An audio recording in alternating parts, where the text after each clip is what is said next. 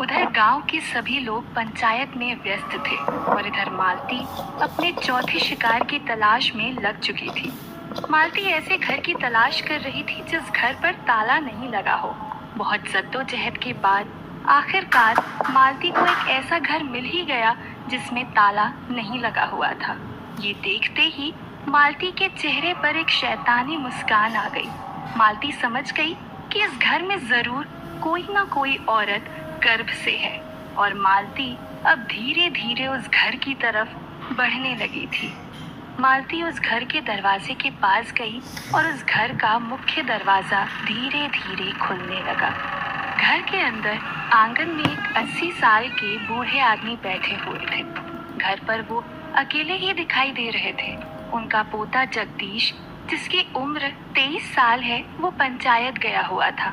जगदीश के पिताजी शहर में काम करते थे, जो 4-6 महीने में एक बार घर आते हैं। जगदीश की माँ उसे जन्म देते ही परलोक सिधार गई थी। यहाँ जगदीश अपने दादाजी के साथ रहता है।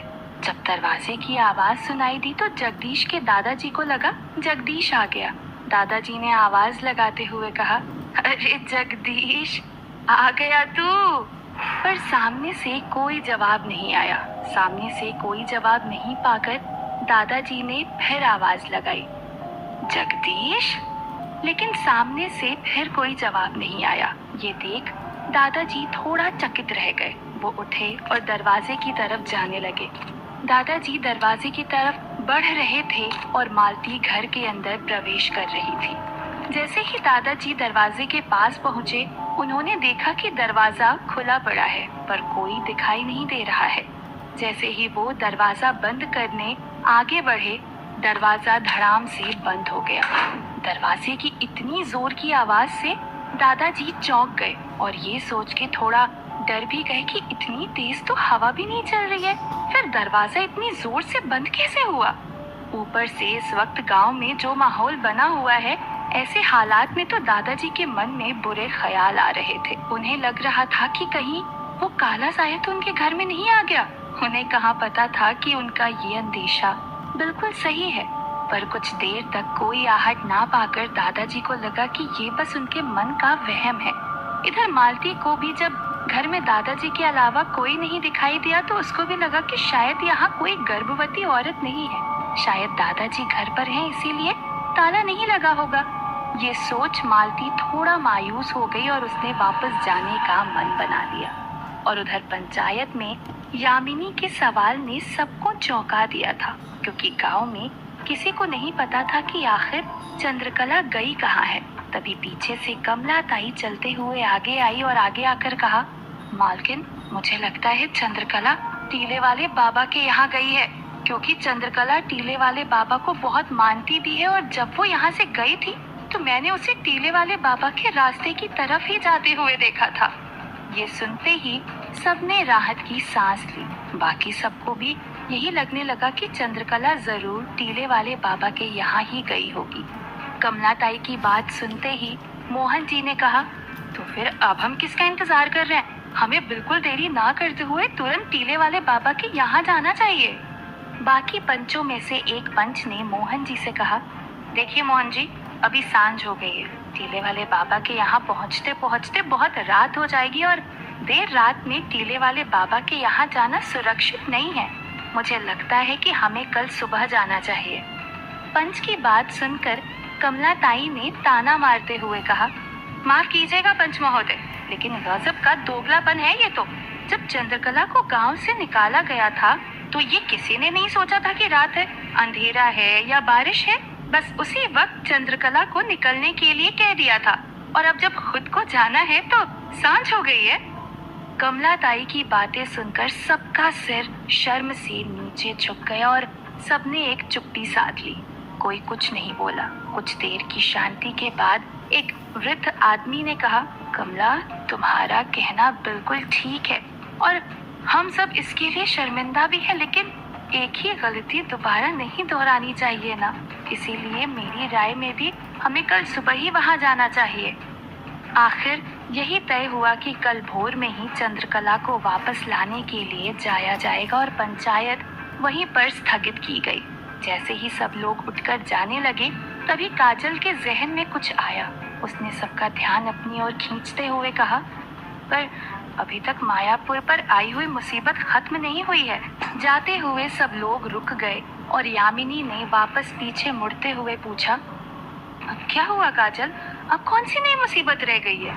काजल ने अपनी बात रखते हुए कहा, मालकिन, हम सब ये जानते हैं कि वो काला साया गर्भवती औरतों पर ही हमला कर रहा है और इस वक्त भी मायापुर में कम से कम 5 से 7 औरतें पेट से हैं और हमारे पास रुद्राक्ष सिर्फ 2 हैं, एक मेरे पास और दूसरा मोहन जी के घर पर। यामिनी ने काजल की बात को बीच में ही काटते हुए कहा, कहना क्या चाहती हो काजल? साफ साफ कहो।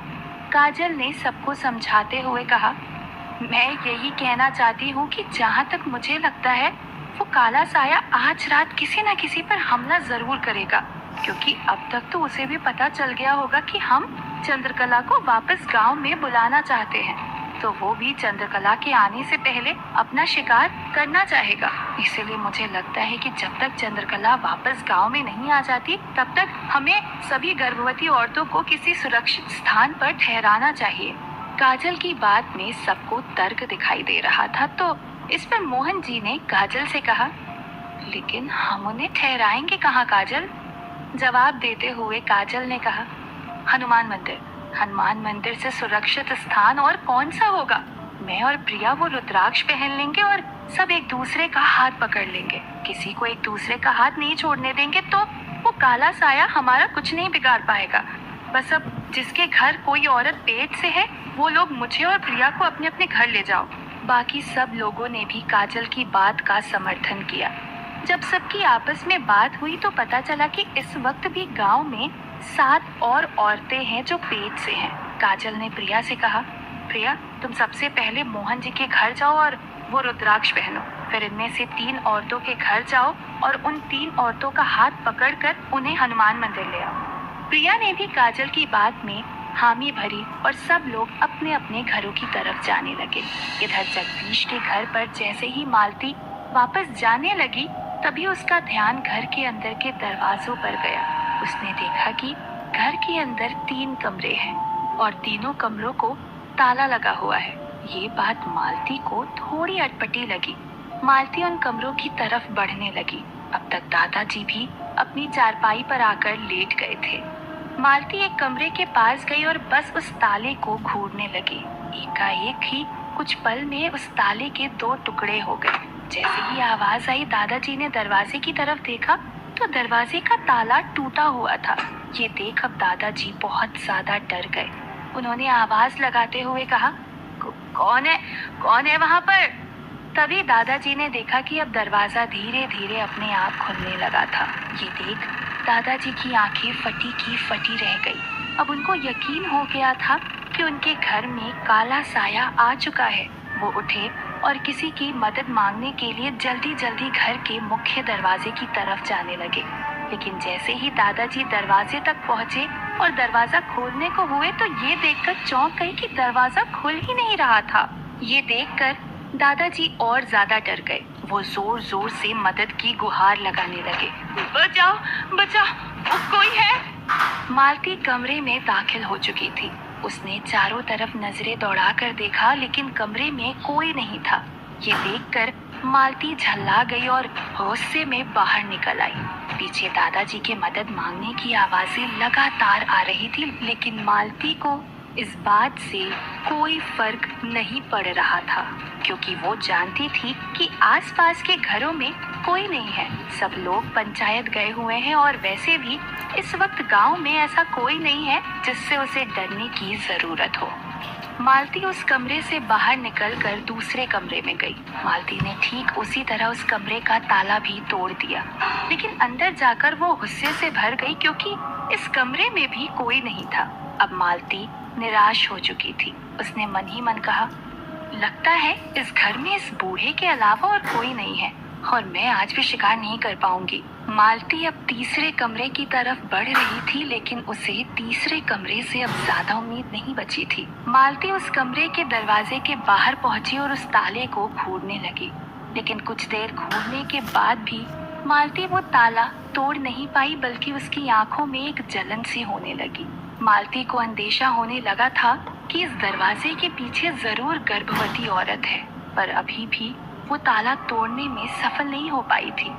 वो समझ गई थी कि इस तरह इस दरवाजे को नहीं तोड़ पाएगी। मालती ने इधर उधर देखा, तभी उसकी नजर एक बड़े से पत्थर पर पड़ी। जैसे ही मालती ने उसकी तरफ देखा, वो पत्थर हवा में उड़ने लगा। हवा में उड़ता हुआ पत्थर देखकर दादाजी बहुत ज्यादा डर गए। वो पत्थर तेजी से उड़ता हुआ दरवाजे की तरफ गया और सीधा ताले से जा टकराया। पत्थर के लगते ही ताला टूटकर जमीन पर गिर पड़ा और साथ ही साथ दरवाजा भी खुल गया।